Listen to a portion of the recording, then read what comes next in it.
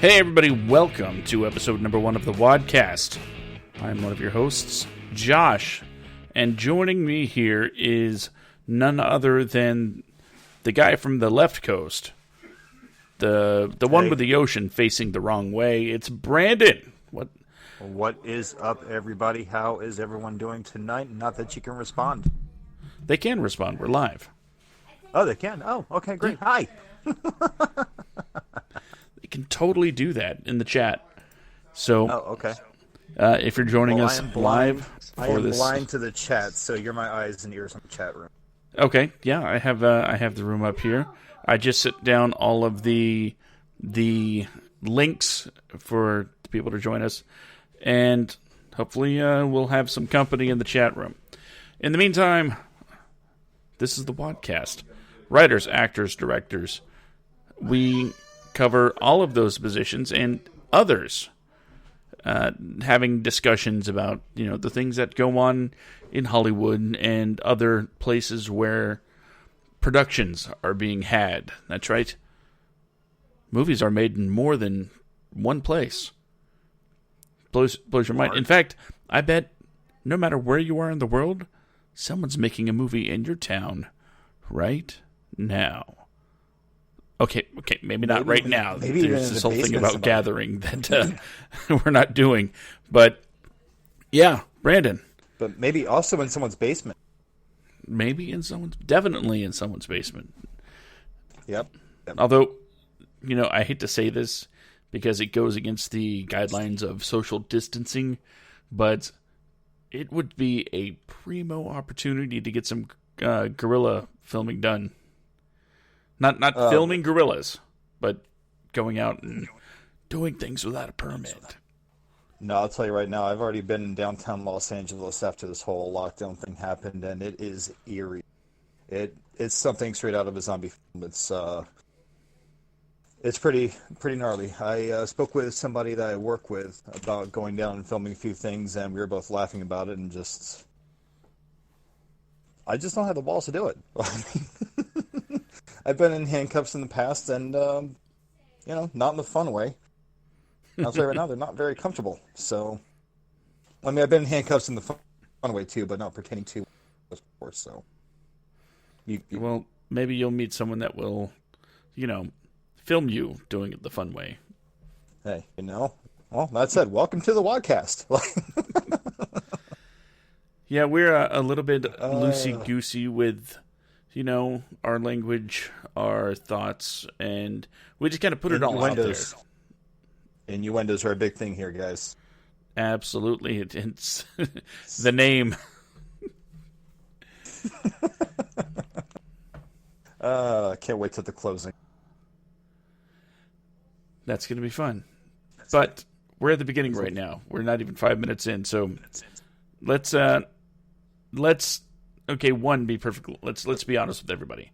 This is attempt number 2 to get this thing off the ground. Okay. Because if you are a regular listen to Semicore Studios, we can't have an episode kick off without some sort of technical difficulties.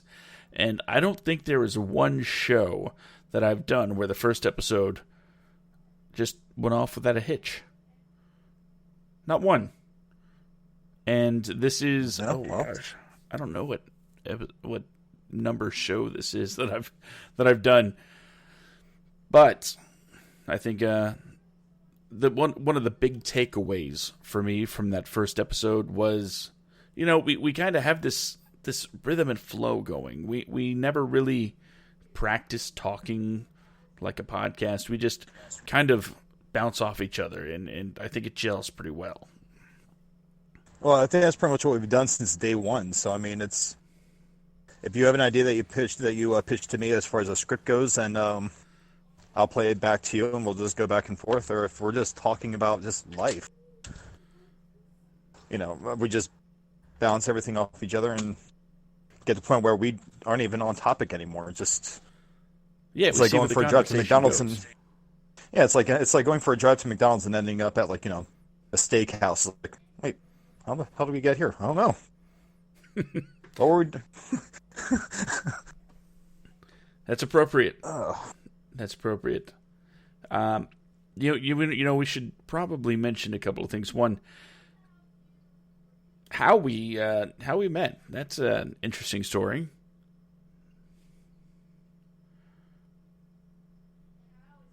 Are you still there?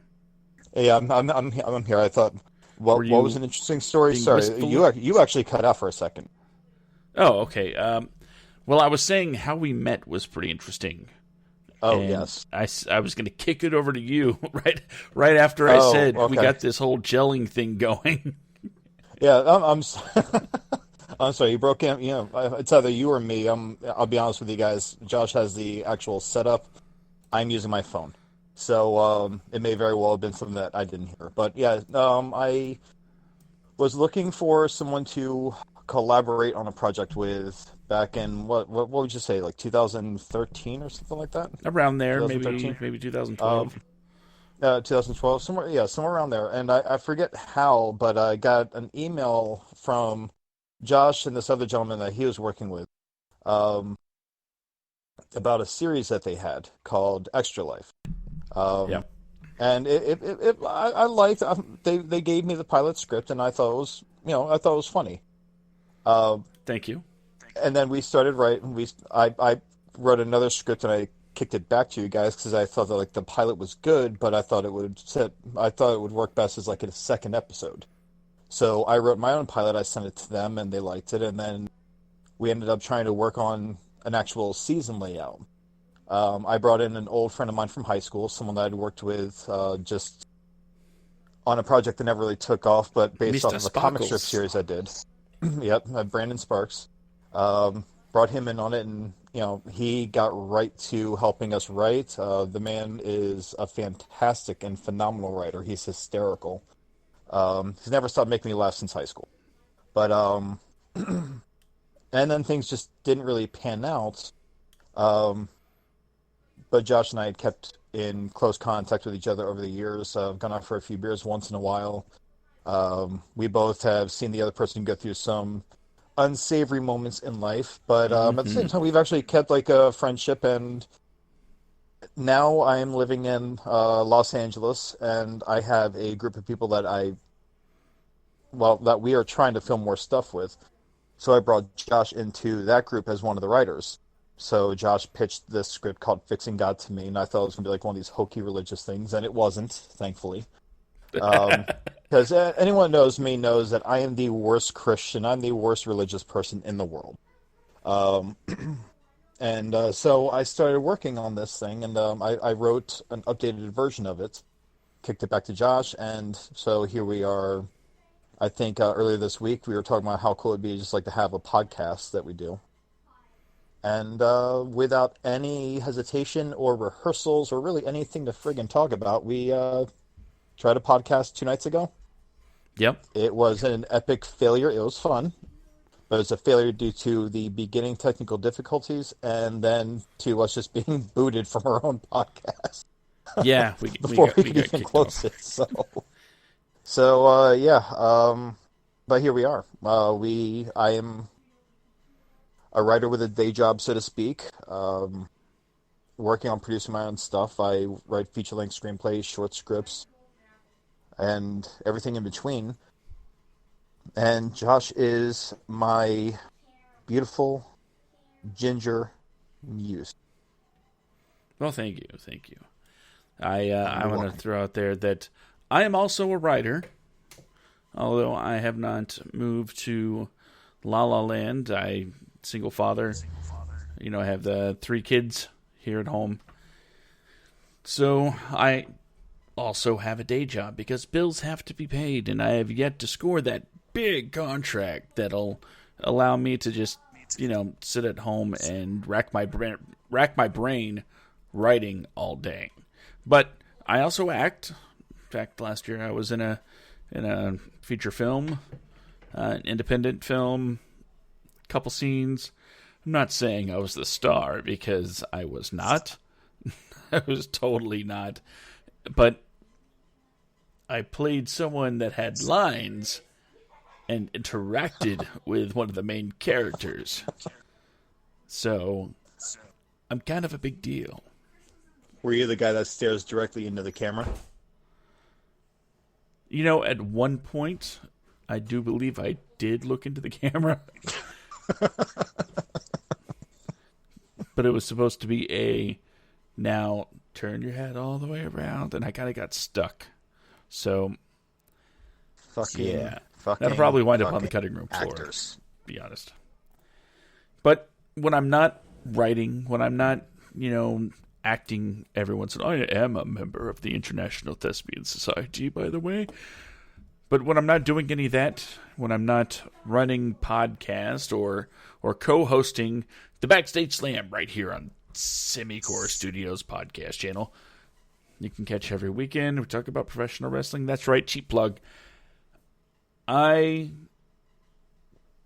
guess I do a bunch of things. I have a Twitch channel. You can see me play games on Twitch. I don't know. Now's not the time for the shameless plugs. That'll come a little bit later, like following me at SkitComic on Twitter.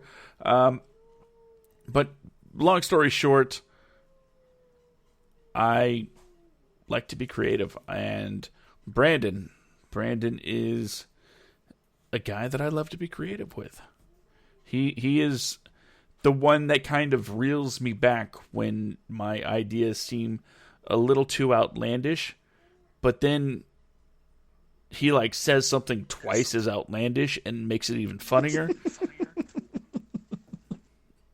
It's like, no, you can't have a hooker with one arm. No. She has to be a quadriplegic. It's like, I never thought of that. Amputation. That was amputation was actually, just for everyone that doesn't know anything about me, I wrote a screenplay. I got really high placings in festivals, won some awards with it, called The Groomsman. And in one of the scenes, a kid goes into a strip club to rent a dancer for his brother's bachelor party.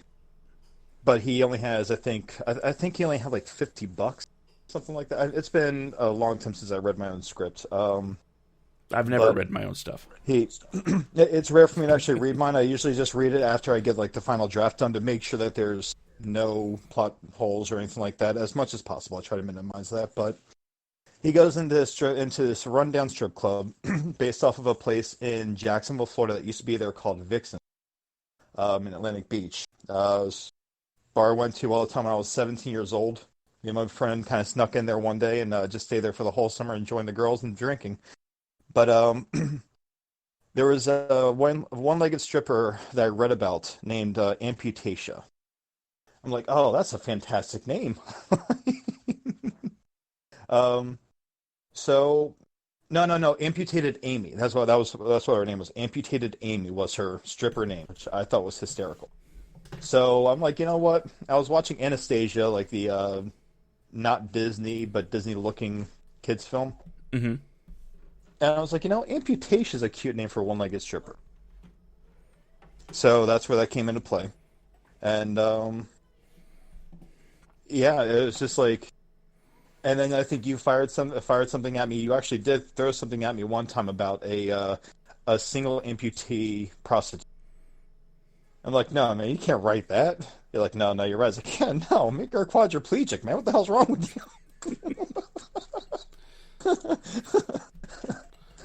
And I forget who else. I think you and I were actually at this place, Habibi's in Jacksonville, when you brought that up to me. And I said, make her, this poor girl's face at the bar. She was horrified with your suggestion of making an amputee prostitute a character in a script. She already looked horrified there, and then when I said, no, you can't write that, the look of relief on her face when she started drinking her beer. And then I said, make her a quadriplegic. The girl spit her beer all over the bar. Yeah. See, that's the secret to writing, ladies and gentlemen. Do it with a friend of yours, and just have random fucked up conversations in public, just so you can mess with people around you. And the good ideas, I promise you, will come, they will stick, and you will use them. As long as you don't care what people think about you. or if you're single for a long time. I wasn't at the time because the person that was my wife was sitting at the bar with us. She get another box. All right. So yeah. Not much long after that, she became my ex. I'm not saying it's related, but no, okay, I think that was all her doing. But coming off that, because that's a whole other conversation, I don't think we have either Maury Povich, Dr. Phil, or Oprah Winfrey on the line for us to be able to really talk to about those issues. Both of which I think we both have deep-seated ones with. But, we're artists, and artists are, by definition, really fucked up people to begin with, so we kind of fit the bill. And I think the thing about being an artist, I don't really like to use that term for myself. I know okay, I just got I got a message saying I forgot to add the link to the chat. Good to know. Good to know. Oh, although, let's be fair. If you're somebody that's been listening for a while, you should have it bookmarked. No. Am I right? I concur. But as I was saying, the thing about being an artist and going through so much turmoil is people like us, especially, take that turmoil, take that pain, take that suffering, and turn it into something good. Whether it's, a painting, a script, a short story, whatever it is. I think people in our mindsets aren't looking to cash in, although that would be nice, on our painful life experiences. We're not stand-up comics, for Christ's sake. We, I think, hope to put something out there that will help somebody else that might be going through the same thing. Oh, absolutely. Absolutely. I mean, I'm not going to dive too much into my past at all, because it's really, no offense to your listeners, it's none of your fucking businesses, Love you guys. But we'll create a new show for that. But I mean, it's like, you and I have both gone through serious things that would break most. And all you can really do is, I'm at this age now where things happen, and I see people post on Facebook about how sad their lives are and everything else. When it comes to, especially like with writing, acting, directing, producing, anything in between, anything creative, you have to have the mentality where you look at this happening, you're like, this is happening? Oh, well, shit, okay. Yeah. I guess I'm here. This is the worst ride I've ever been on, but I'm on this ride until it's over. Might as well take notes. Deal with it. Yeah, that's it. Like, I mean, there's a lot of things that happen, and even with the people even like with creative-minded people, there are people that are amazing artists on numerous different avenues. Yeah. That just will cave in to either, I guess, like fear of failure or just depression or whatever it might be, anxiety. But all you can do is just keep working at it. Okay, Josh, like with you, what made you actually want to get into writing? Like, what was the defining point? Because you mentioned to me that you fell out of it until I came back in and told you, like, we need to write something. But in between those, like the most recent time, or my writing origin story? Like just in general. Like, I mean, like what makes you want to continue with writing? What got you into writing? What makes you continue with writing? Well, the thing that got me into writing, I've been writing for as long as I can remember. I wrote short stories in 3rd and 4th grade because I like to read. And I thought, I could do that. So I put words on paper and, just let it fly. I collaborated and wrote a novel in 7th grade. But, Sean, buddy, if you're listening, still sorry about tossing that thing in the garbage when I only hated the ending. My bad. Seriously, I garbaged the whole thing. It was like 400 pages, just gone. And so you wrote an entire novel and just threw it in the trash because you didn't like the ending, as opposed to just, I don't know, write a different ending? Yeah, basically. And I'm going to guess Sean was. I assume that Sean was probably a little pissed off with you over that one. Yeah, it's like, what the hell did you do that for? All we had to do was change the ending. I'm like, well, hindsight being what it is, you might be right. But I've been writing my whole life, and when I started going through we'll just call it the most recent breakup, separation, divorce. It's all the same. I hit a roadblock. I hit a massive roadblock, and it's not that I felt sad or depressed. It's just I had nothing positive in me to put on paper. Everything was like a depressing story, and I'm like, I don't want to do that. So I kind of shied away from it. And then... Yeah, that makes sense, though. And what brought you back into doing it, though? What brought me back? Yeah. Well, to be honest, I had written a couple of short films for a friend, and let's see, one of them was actually being shot, and well, I'm not really sure what happened, but long story short, the lead actress passed away. Very young. And it was very sad. And someone I considered, kind of a friend. Since, she was cool enough to hang out with me when things kind of sucked. And it's funny because the origin of that script was in another short film that she did, written by a friend. She cried very well. So I wrote this one and called it Make Her Cry, because I just put in a very heart-crushing scenario that would get her to cry on screen, because she was good at it, and I wanted to have that kind of emotion in something I wrote.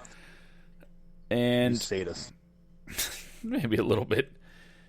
And he's writing stuff to make women cry. You hear this, ladies? Yeah. Call me what you want, but you can't call me. I don't know how to finish that. See, I'm terrible. But that was taking some of that negative energy and, kind of using it maybe to get some of that anguish out there. But it still didn't break the block. She broke the block for a minute, but only because there was something very specific I wanted to see. But when you came back and you said, hey, remember Bad Agent?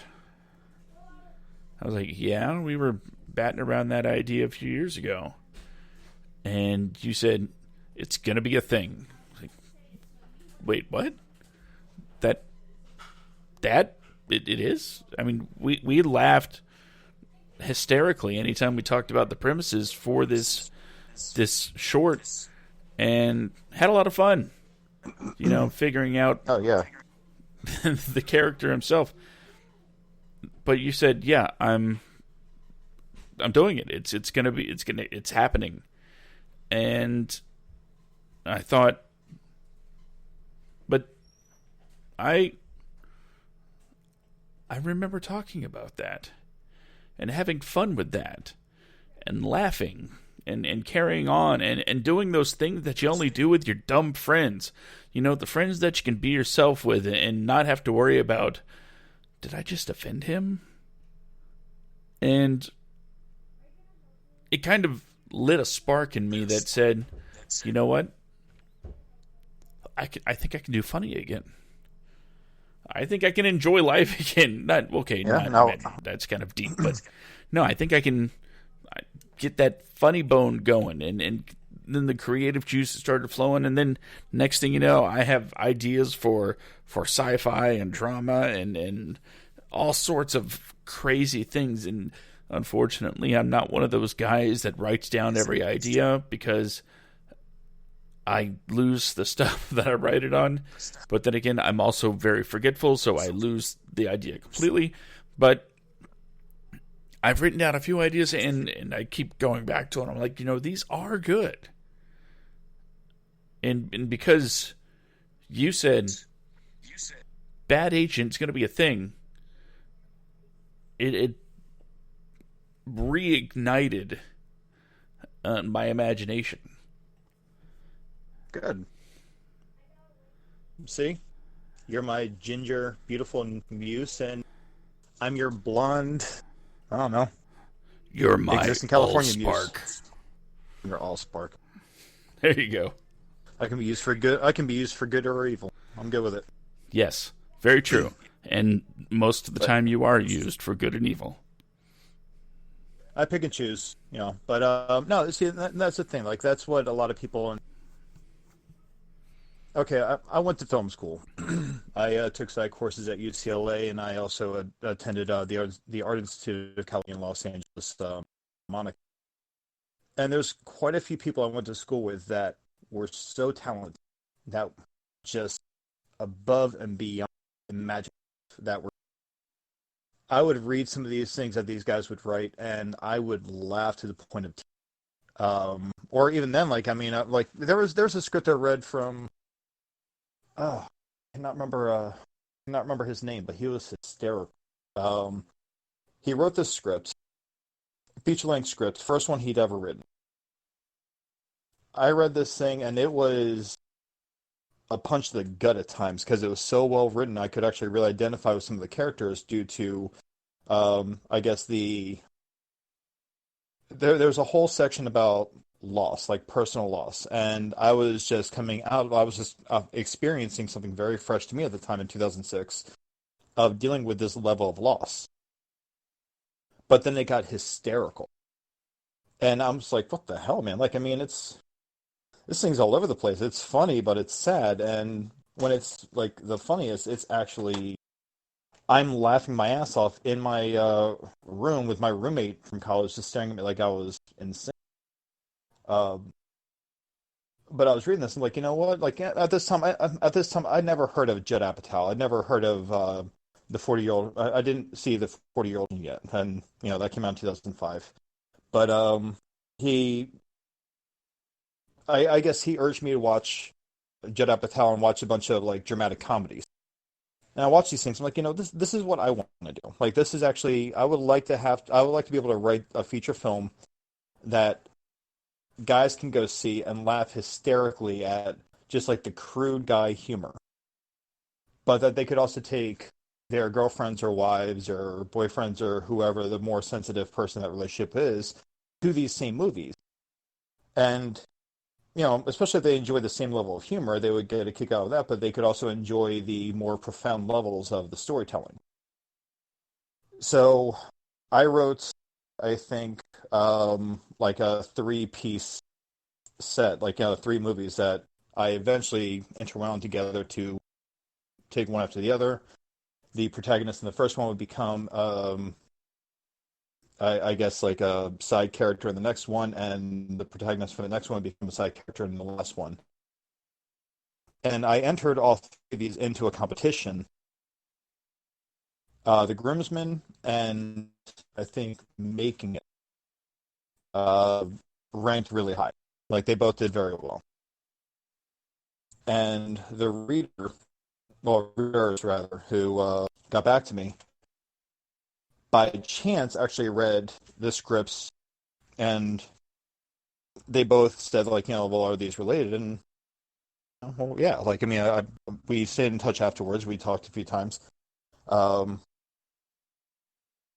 And I'm sorry, no, a personal reader that I hired, a professional reader that I hired to read these scripts, asked if they were connected, because I didn't say that they were connected. I just sent her these 2 scripts, and she was talking about how it's not common to see this kind of thing going on. And everything that I wrote was pretty much based off of personal experiences for me. Things I would like to see are things that like maybe like a what if or something like that, but they're all based very, very closely on good friends of mine. I think I actually based a character on you, Josh, in one of the scripts. I think in making it. But, there's so many avenues that like I see these people come in, I guess, long-windedness aside. People come in and things happen. Life happens. Life sucks. It's a bitch.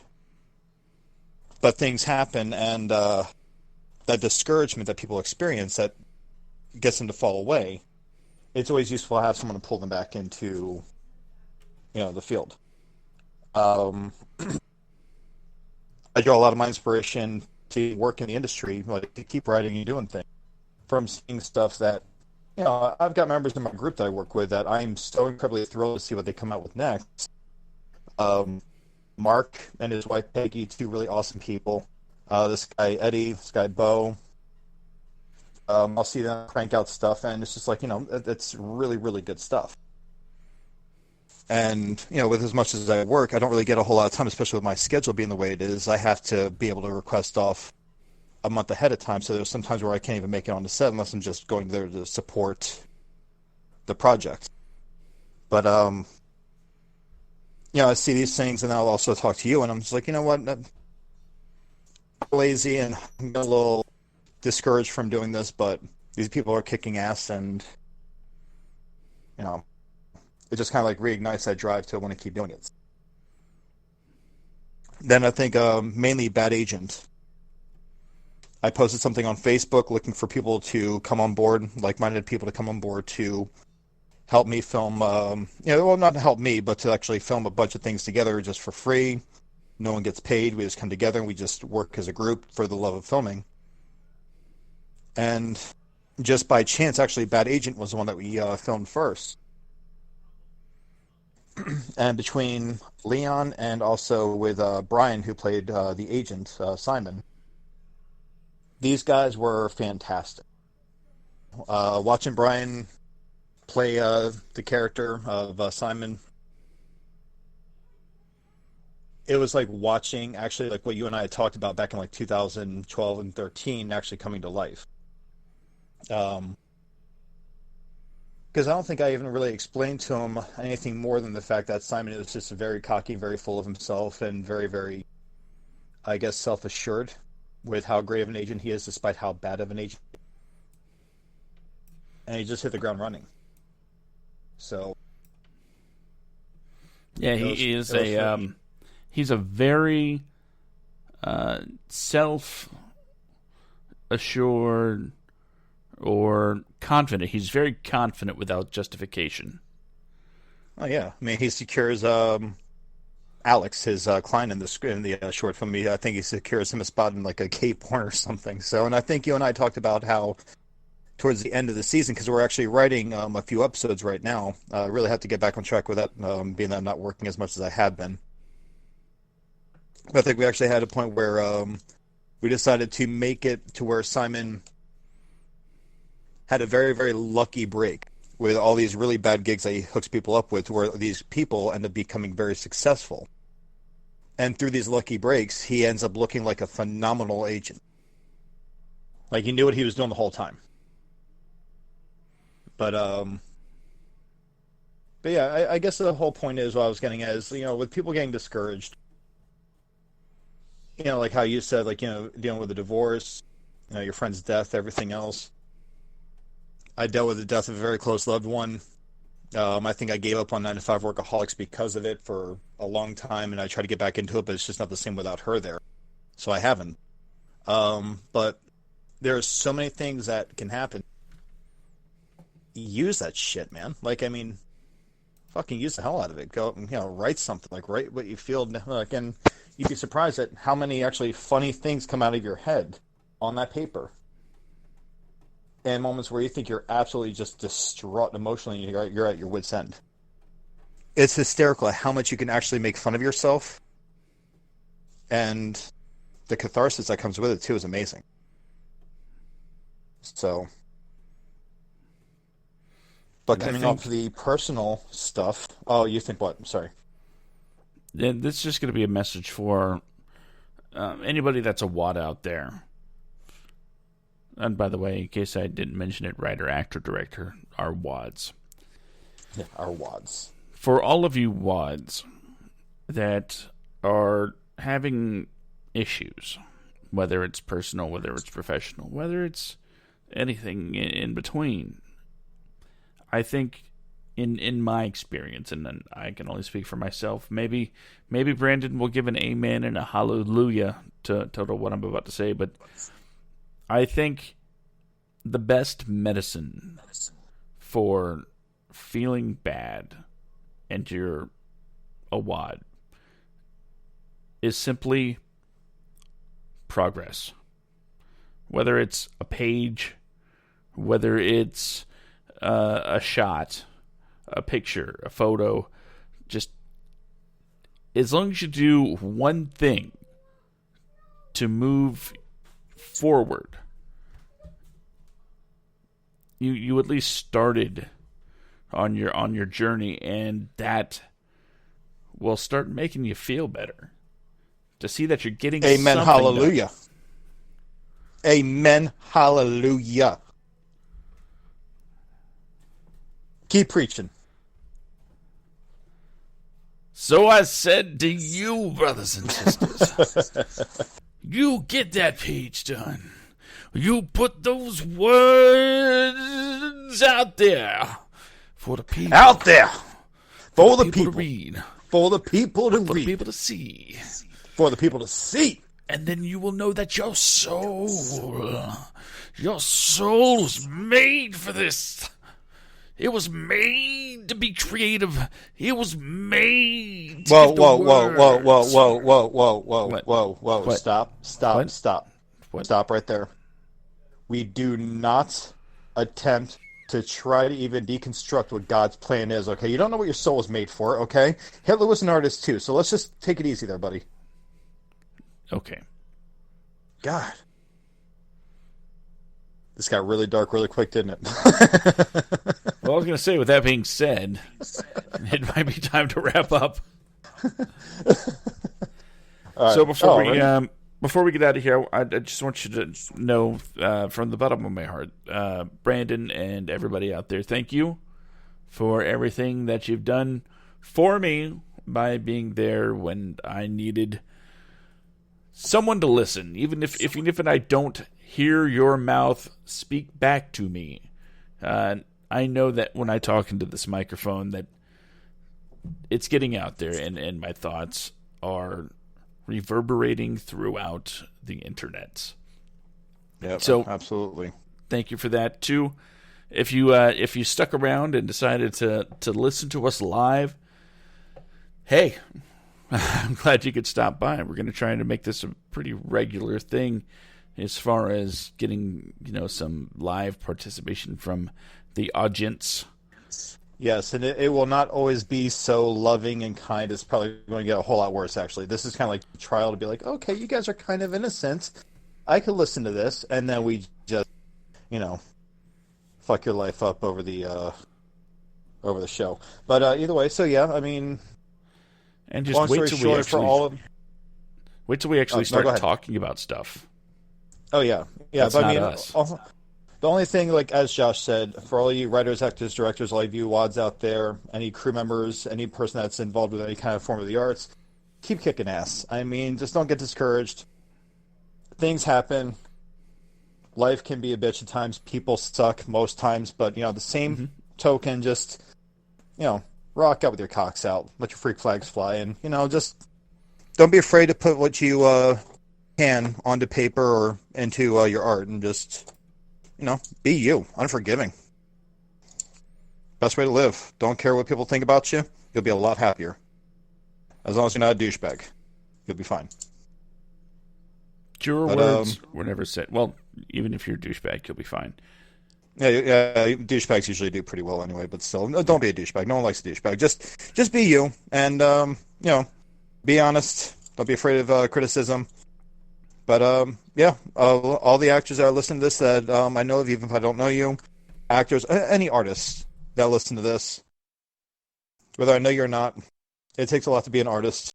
There's a lot of drive, a lot of scrutiny, a lot of struggle. Thank you for doing what you do. You guys are awesome. And I guess that's really all I have to say here for tonight. But I look forward to future shows and having some of our future guests that I've already had confirmed to want to be part of this. So, well, then why don't you tell everybody where they can find you on social media? And is Bad Agent still available on Amazon? Bad Agent is available on Amazon. It's available on Amazon, and it's on YouTube. All you should have to do on YouTube is just type in Bad Agent if you don't have Amazon Prime. Type in Bad Agent, and you'll see that come up. But if you want, I can have Josh post a link on, I guess, the page for this podcast for Bad Agent if you guys want to see what it's all about. Started off as me and Josh's love child, and it grew into two grown-ass men that are sitting in an office talking, but it's, it was fun. Only took us about 8.5, 9 hours to film. So where can people reach you on social media? I don't want people to reach me on social media. Type in Brandon Junk, but apparently there's 50 profiles for Brandon Junk, so I'm on Brandon Junk, BJax82, I think BJaxman82 on Twitter. I don't know my own account name. I am so bad at social media, it's ridiculous. That's fair. I get criticized for it all the time. I will get that in order, and then maybe the next episode I'll have some stuff set up to where we can actually, have a way to reach out to me on social media if you need to. And as always, you can reach me at SkitComic on Twitter, PlayStation Network, Xbox, Steam. Basically, anywhere you could sign up for something. If SkitComic's there, that's me. Also, if you're one of those Facebook peoples, why don't you look up Simicore Studios, give it a like. I will have the links for Bad Agent available probably within the next 24 hours for Twitter and Facebook. Well, with that being said, I think there's only one thing left to do, Brandon. You've been waiting